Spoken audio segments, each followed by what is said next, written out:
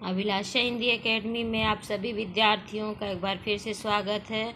हम देख रहे थे असिस्टेंट प्रोफेसर हिंदी के प्रीवियस ईयर्स के पेपर। इसी क्रम में आज हम देखते हैं राजस्थान लोक सेवा आयोग कॉलेज व्याख्याता असिस्टेंट प्रोफेसर परीक्षा 2020 हिंदी का व्याख्यात्मक हल प्रश्न पत्र। ये परीक्षा आयोजित हुई थी 28/9/2021 को फर्स्ट शिफ्ट में। इस प्रश्न पत्र के कुल 22 प्रश्न हो चुके थे। 23वें प्रश्न से हम देखेंगे आज, क्योंकि इसमें व्याख्या बहुत लंबी लंबी दी है, इसलिए बहुत टाइम लग रहा है इसे बनाने में। कुल 150 प्रश्नों की श्रृंखला है। तो चलिए बिना देर के शुरू करते हैं। उससे पहले आप सभी से रिक्वेस्ट है, यदि पहली बार चैनल पर आए हैं या अभी तक आपने सब्सक्राइब नहीं किया है तो प्लीज़ ज़रूर सब्सक्राइब कर लीजिए। अपने विचार और अपने सुझाव जरूर कमेंट सेक्शन में बताइए। कोई प्रश्न हो हिंदी साहित्य या व्याकरण से संबंधित तो आप कमेंट सेक्शन में पूछ सकते हैं। तो चलिए बिना देर के शुरू करते हैं। सुभरन को ढूंढत फिरे कवि कामी चोर, इसमें कौन सा अलंकार है? यमक, श्लेष, रूपक या वैड़ सगाई। तो इसका उत्तर होगा बी, सुभरन को ढूंढत फिरे कवि कामी और चोर में श्लेष अलंकार है। श्लेष का अर्थ है चिपकना, मिलना अथवा संयोग। जहाँ एक शब्द के साथ अनेक अर्थ चिपके रहते हैं वहाँ श्लेष अलंकार होता है। जैसे रहीमन पानी राखिए, बिन पानी सब सोन, पानी गए न उबरे, मोती मानुष चून। श्लेष अलंकार के दो भेद होते हैं, अभंग श्लेष और सभंग श्लेष। यमक अलंकार, जहाँ एक या एक से अधिक शब्द एक से अधिक बार प्रयुक्त हो, वहाँ अर्थ भी प्रत्येक बार भिन्न हो, वहाँ यमक अलंकार होता है। जैसे केकी रव की नुपुर धुनी सुनी, जगती जगती की मूक प्यास। रूपक अलंकार, जहाँ उपमेय और उपमान में भेद रहित आरोप किया जाता है, वहाँ रूपक अलंकार होता है। जैसे मैया मैं तो चंद्र खिलौना ले हूँ, यहाँ चंद्र खिलौना में रूपक है। जहाँ प्रस्तुत में अप्रस्तुत की संभावना होती है वहाँ अलंकार होता है उत्प्रेक्षा, संदेह, भ्रांतिमान या रूपक। इसका उत्तर होगा ए, जहाँ प्रस्तुत में अप्रस्तुत की संभावना होती है वहाँ उत्प्रेक्षा अलंकार होता है। उत्प्रेक्षा का अर्थ है किसी वस्तु को संभावित रूप में देखना। तात्पर्य यह है कि उपमेय में उपमान को प्रबल रूप में कल्पना की आंखों से देखने की प्रक्रिया को उत्प्रेक्षा कहते हैं। उसमें कवि की कल्पना साधारण कोटि की न होकर विलक्षण होती है। अर्थ में चमत्कार लाने के लिए ऐसा किया जाता है। इसमें वाचक पदों का प्रयोग किया जाता है, जैसे फूले का सकल मही छाई, जनु बरसा ऋतु प्रकट बुढ़ाई।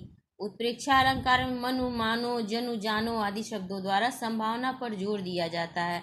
जैसे आकाश मानो अंजन बरसा रहा है। 25वां प्रश्न है, पाई महावर दैन को नाइन बैठी आए, फिर जानी महावरी एड़ी मीड़त जाए। में अलंकार है उपमा, संदेह, भ्रांतिमान या उत्प्रेक्षा। तो इसका उत्तर होगा सी, पाई महावर दैन को नाइन बैठी आई, फिर जानी महावरी एड़ी मीड़त जाई। उपर्युक्त काव्य पंक्ति में भ्रांतिमान अलंकार है, जहाँ सादृश्य के आधार पर किसी वस्तु को कुछ और ही समझकर उसका चमत्कार पूर्व वर्णन किया जाता, वहाँ भ्रांतिमान अलंकार होता है। जैसे किंसुक कुसुम जान कर झपटा भौरा सुख की लाल चोच पर, तोते ने निज ठौर चलाई, जामुन का फल उसे सोचकर। 26वां प्रश्न है, शून्य भीति पर चित्र रंग नहीं तनु बिनु लिखा चितेरे, धोए मिटे न मरई भांति, दुख पाई ई तनु हेरे। में अलंकार है अपहनोति, मानवीकरण, विभावना या वैड़ सगाई। तो इसका उत्तर होगा सी, शून्य भीति पर चित्र रंग नहीं तनु बिनु लिखा चितेरे, धोए मिटे न मरई भीति, दुख पाई ई तनु हेरे। उपर्युक्त काव्य पंक्ति में विभावना अलंकार है। विभावना अलंकार, जहाँ कारण के अभाव में ही कार्य संपन्न हो जाए वहाँ विभावना अलंकार होता है। जैसे बिनु पद चले सुनय बिनु काना, कर बिनु कर्म करे विधि नाना। अपनुति अलंकार, जहाँ उपमेय को झूठा कहकर उपमान को सच्चा ठहराया जाए वहाँ अपनुति होती है। अपनुति का अर्थ है छिपाना, जैसे नहीं पलाश के कुहूप ये हैं ये जरत अंगार। मानवीकरण अलंकार, जहाँ काव्य में चेतन अचेतन अवस्था का संबंध तथा क्रियाकलापों को मनुष्य के व्यवहार से जोड़कर प्रस्तुत किया जाता है, वहाँ मानवीकरण अलंकार होता है। जैसे सागर के उप पर नाच नाच करती हैं लहरें मधुर गान। 27वां प्रश्न है, वैड़ सगाई के संबंध में असत्य कथन है। यह डिंगल का विशिष्ट अलंकार है। ट वर्ग की वर्ण सगाई उत्तम कोटि की होती है। चरण का प्रथम अक्षर व चरणांत के अंतिम शब्द का प्रथम अक्षर समान होता है। चरण के प्रथम शब्द के आदि वर्ण की आवृत्ति चरणांत शब्द के अंत में भी संभव है। तो इसका उत्तर होगा बी। व्यय संज्ञाई के संबंध में विकल्प बी का कथन असत्य है, शेष विकल्प सत्य है। व्यय सगाई राजस्थानी डिंगल काव्य का एक प्रमुख अलंकार है। डिंगल काव्य में व्यय सगाई अलंकार का सर्वाधिक प्रयोग किया जाता है। चारण काव्य में व्यय सगाई अलंकार का सर्वाधिक प्रयोग हुआ है। डिंगल के प्रमुख विद्वान व्यय सगाई को अनुप्रास का भेद मानते हैं। मुरारी दीन ने अपने ग्रंथ डिंगल कोश में व्यय सगाई का निरूपण अनुप्रास के अंतर्गत न करके पृथक किया है। 28वां प्रश्न है, उपमेय का निषेध कर उपमान की स्थापना करने वाला अलंकार है। रूपक, वक्रोक्ति, संदेह या अपहनोति। इसका उत्तर होगा डी। उपमेय का निषेध कर उपमान की स्थापना करने वाला अलंकार अपहनोति है। अपहनोति अलंकार जहाँ पर उपमेय को झूठा कहकर उपमान को सच्चा ठहराया जाए वहाँ अपहनोति अलंकार होता है। जैसे मैं जो कहा रघुवीर कृपाला, बंधु न होई मोर यह काला। रूपक अलंकार जहाँ उपमेय और उपमान में पूर्ण समानता बताई जाए वहाँ रूपक अलंकार होता है। जैसे राम नाम मणिदीप धरु, जीह देहरी द्वार, तुलसी भीतर बाहिरो जो चाहस उजियार। 29वां प्रश्न है, नेत्र निमीलिन करती मानो प्रकृति प्रबुद्ध लगी होने, जलधि लहरियों की अंगड़ाई बार बार जाती सोने। में प्रमुख अलंकार है मानवीकरण, अपहनोति, भ्रांतिपन या श्लेष। इसका उत्तर होगा ए। उपर्युक्त पंक्तियों में मानवीकरण अलंकार है। मानवीकरण अलंकार जब जड़ पदार्थों और प्रकृति के अंग, नदी, पर्वत, लताएं, पेड़, झरने, हवा, पत्थर, पक्षी आदि पर मानवीय क्रियाओं का आरोप लगाया जाता है, अर्थात जब प्राकृतिक वस्तुओं में मानवीय भावनाओं का वर्णन हो यानी निर्जीव चीजों में सजीव होना दर्शाया जाए तब वहाँ मानवीकरण अलंकार होता है। जैसे है वसुंधरा बिखेर देती मोती सबके सोने पर, रवि बटोर लेता है उसको सदा सवेरा होने पर। यहाँ वसुंधरा द्वारा मोती बिखेरने और सूर्य द्वारा उसे सवेरे एकत्र कर लेने में मानवीय क्रियाओं का आरोप है। 30वां प्रश्न, दोहा छंद का उदाहरण नहीं है। उत्तम, मध्यम, नीच गति, पाहन सिकता पानी, प्रीति परीक्षा तिहुन की, बैर व्यतिक्रम जानी।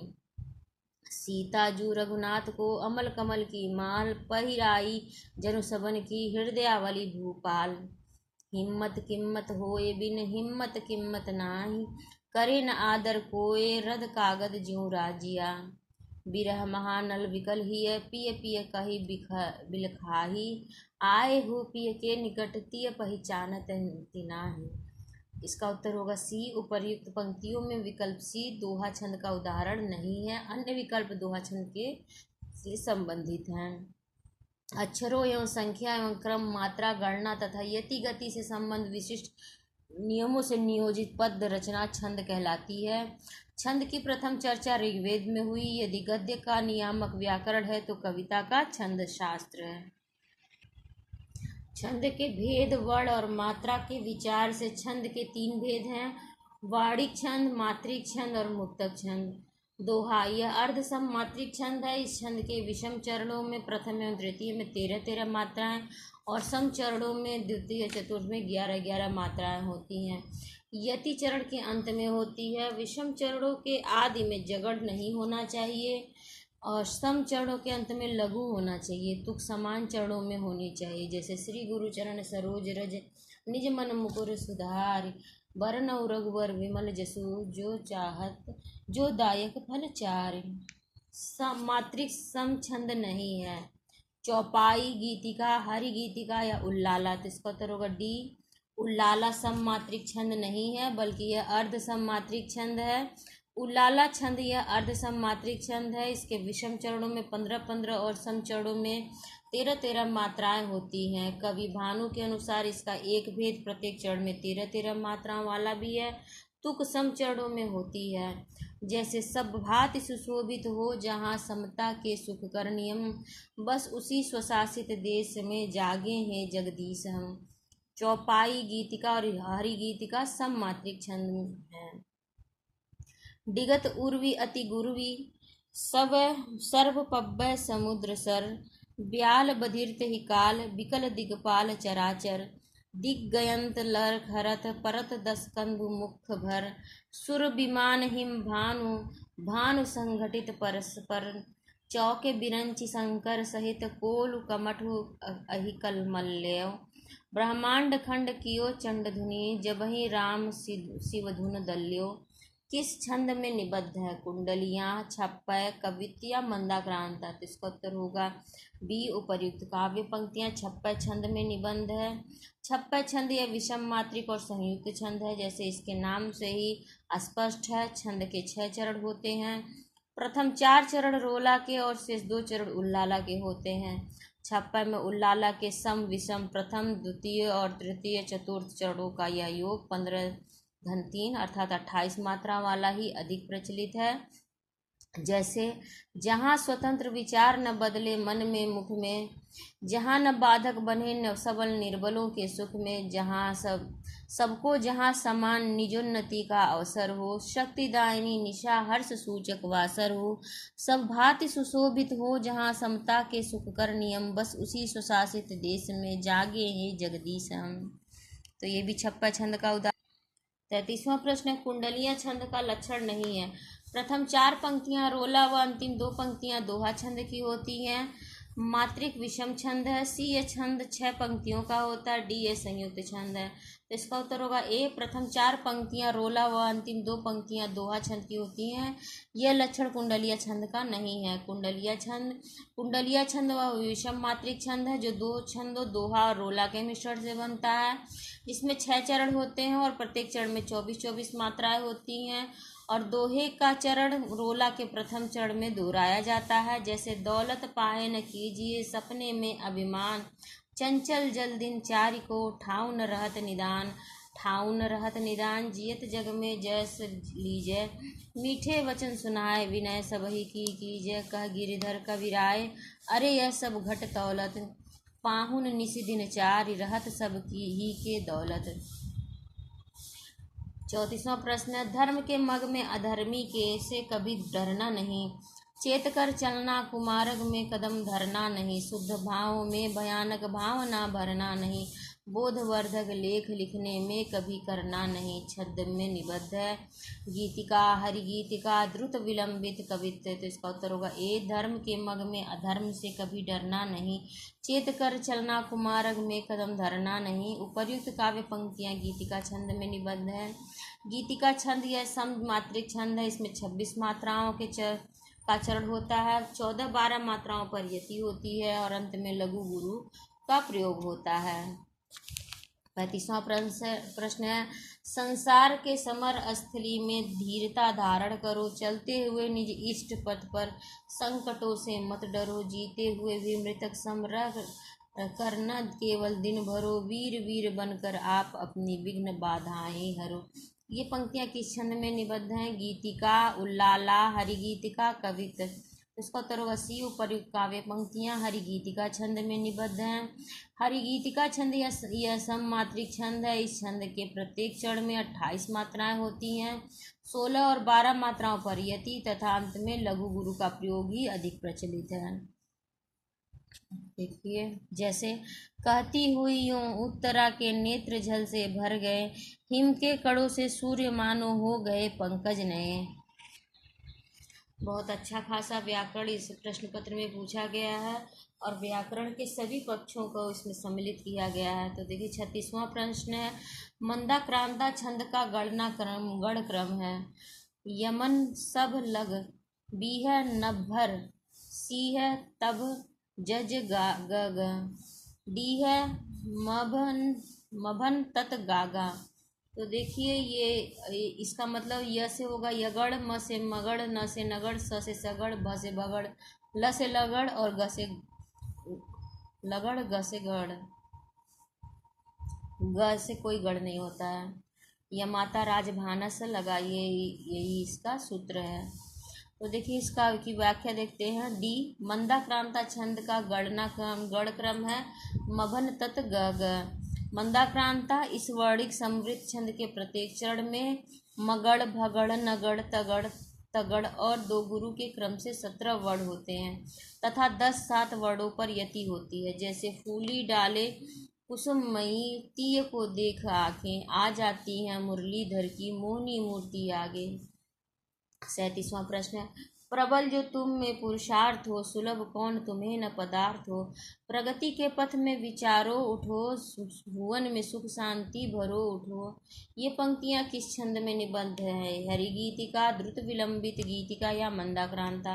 इसका उत्तर होगा बी, प्रबल जो तुम में पुरुषार्थ हो, सुलभ कौन तुम्हें न पदार्थ हो। प्रगति के पथ में विचारो उठो, भुवन में सुख शांति भरो उठो।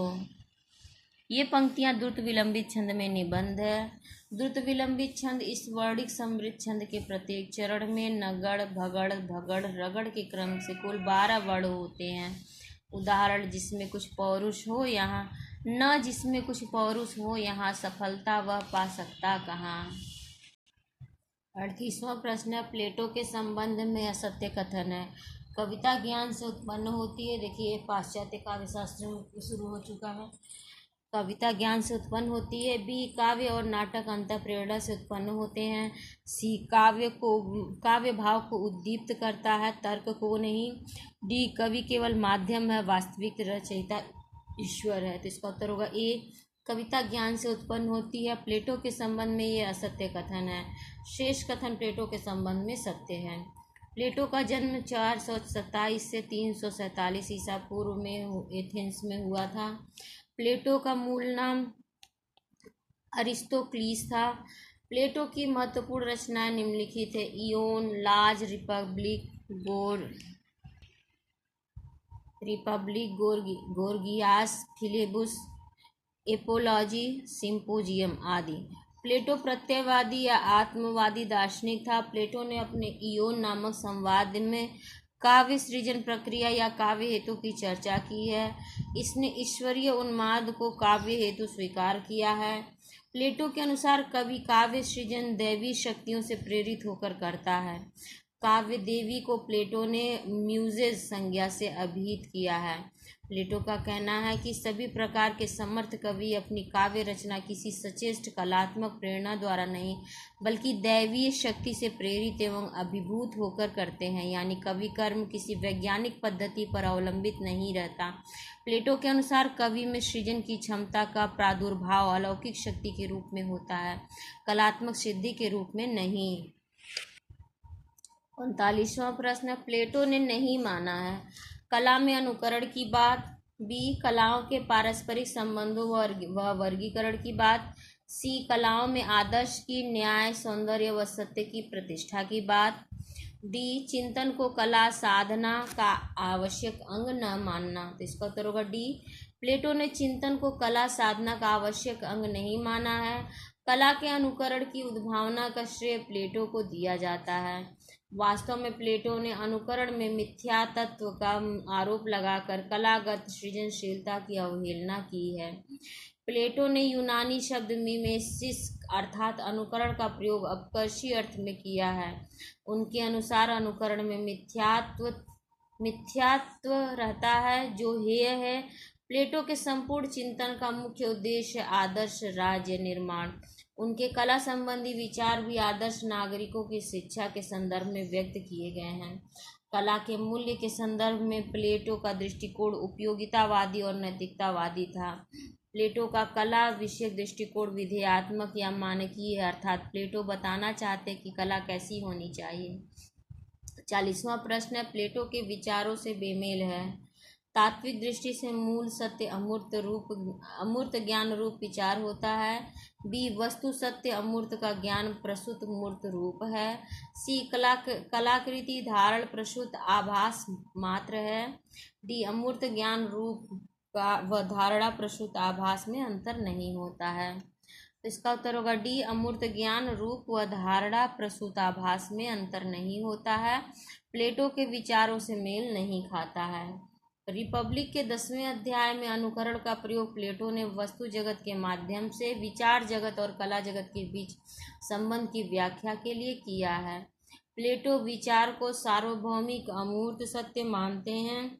उसकी प्रतिकृति एक और अनुकरण मूलक और दूसरी ओर विशिष्ट होने के कारण असत्य होती है। विचार केवल ज्ञान का विषय है जो रूपाकार धारणा करने पर अनुकरण का विषय हो जाता है। उसके अनुकरण पर का आधार तात्विक ज्ञान न होकर रूपाकार संबंधी उसकी अपनी धारणा होती है।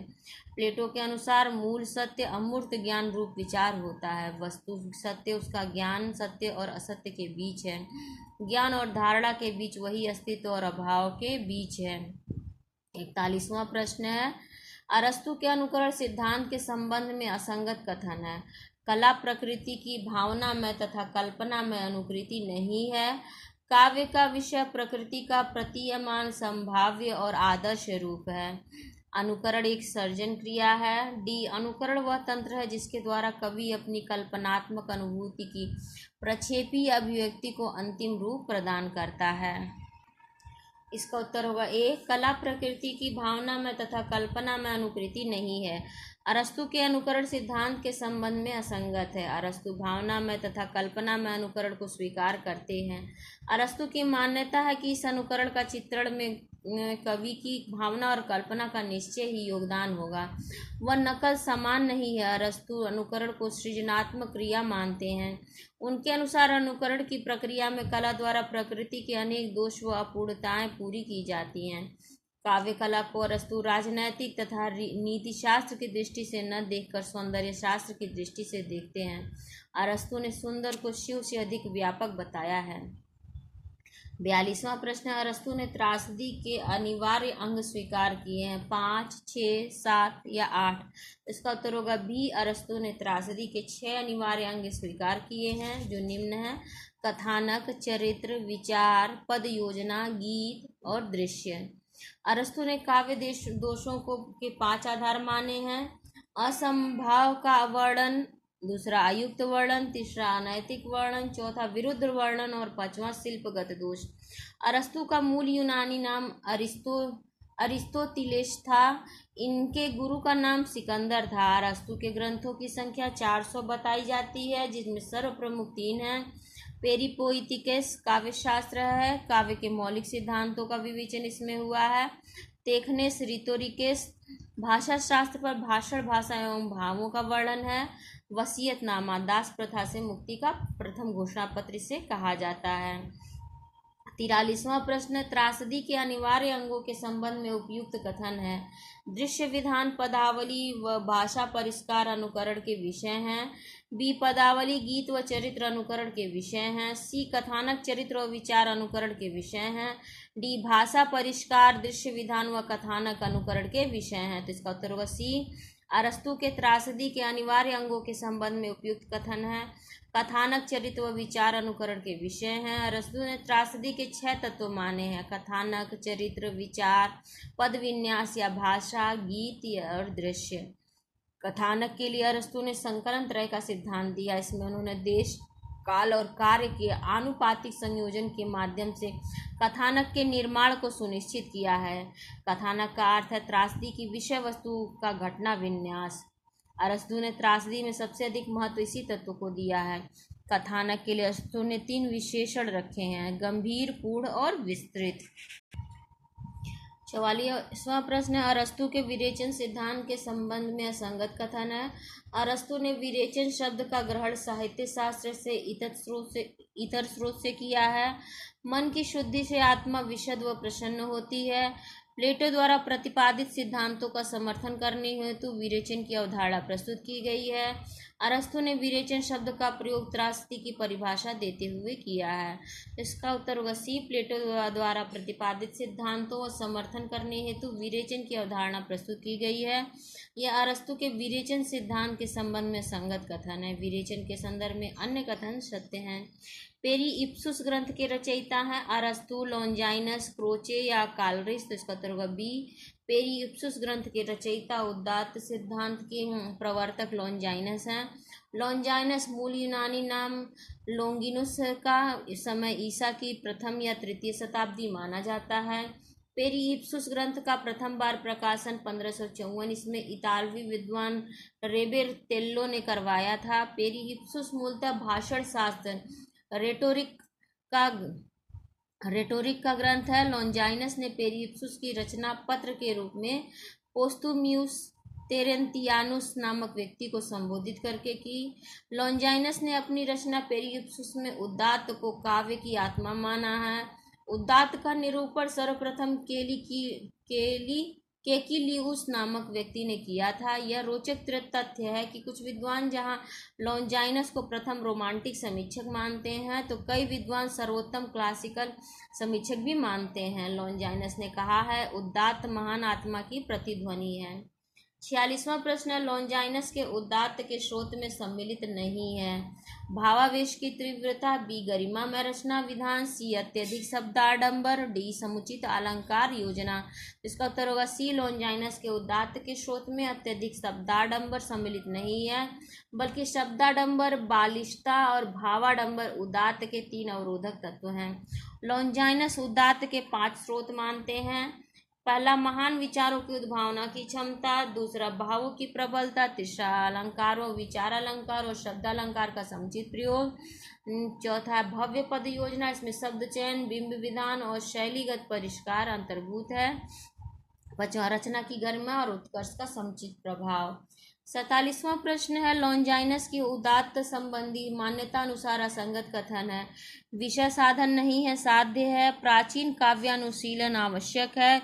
विशद बिंबों की योजना उपादेय है। विषय का विस्तार पूर्वक होना आवश्यक है।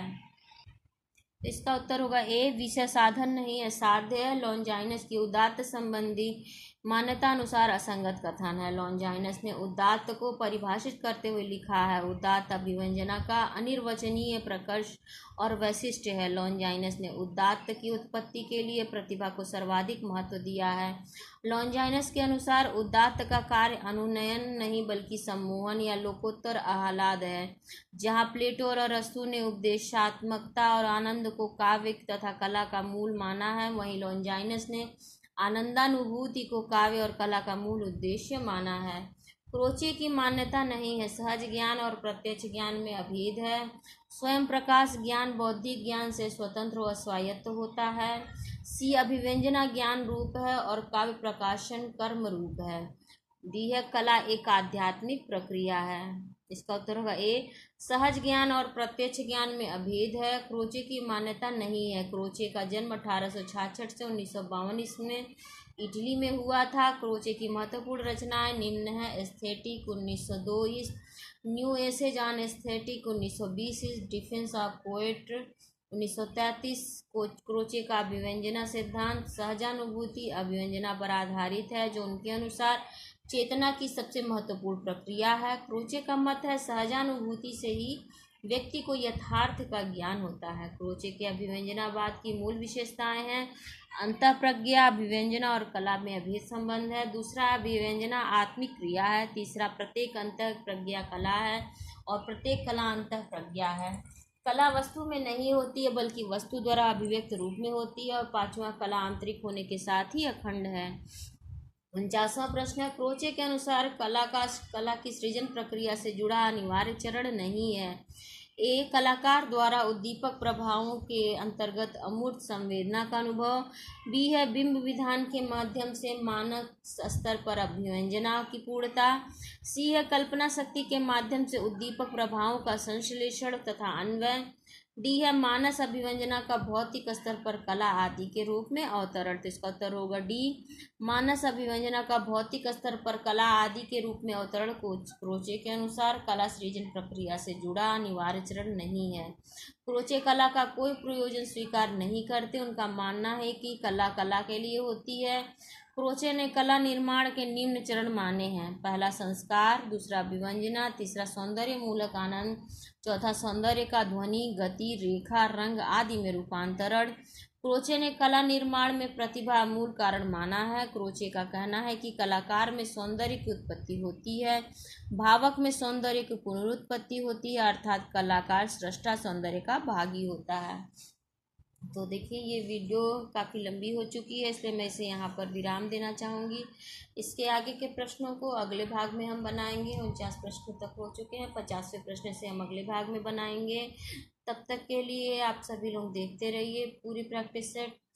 और सभी प्रीवियस ईयर्स पेपर की प्लेलिस्ट बनी हुई है। असिस्टेंट प्रोफेसर में लगे हुए सभी कहानियाँ, सभी निबंध और सभी नाटकों की भी प्लेलिस्ट मेरे चैनल पर बनी हुई है। यदि कोई सीरियसली तैयारी कर रहा हो तो ज़रूर एक बार उनका अवलोकन करें। अपने विचारों और अपने प्रश्नों से और अपने सुझावों से मुझे ज़रूर अवगत कराएं। और आप सभी का मुझसे जुड़ने के लिए बहुत बहुत धन्यवाद।